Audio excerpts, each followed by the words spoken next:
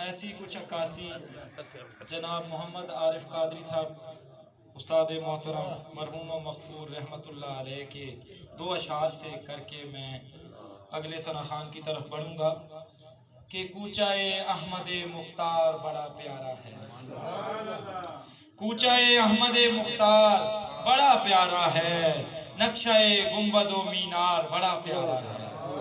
कूचाए अहमद मुख्तार बड़ा प्यारा है, नक्शाए गुंबदो मीनार बड़ा प्यारा है।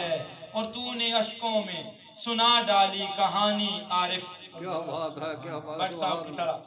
तूने अशकों में सुना डाली कहानी आरिफ, तेरे जज्बात का इजहार बड़ा प्यारा है।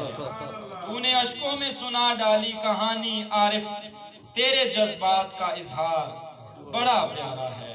माशाल्लाह भट्ट साहब बहुत ही पुरसोज अंदाज में नाते रसूल मकबूल जज्बाती अंदाज में पेश फरमा रहे थे। अल्लाह पाक हमें भी ऐसी जज्बात की सच्चाई अता फरमाए और आका करीम सल्लल्लाहु अलैहि वसल्लम की ग़ुलामी और उनके दर की ग़ुलामी अता फरमाए।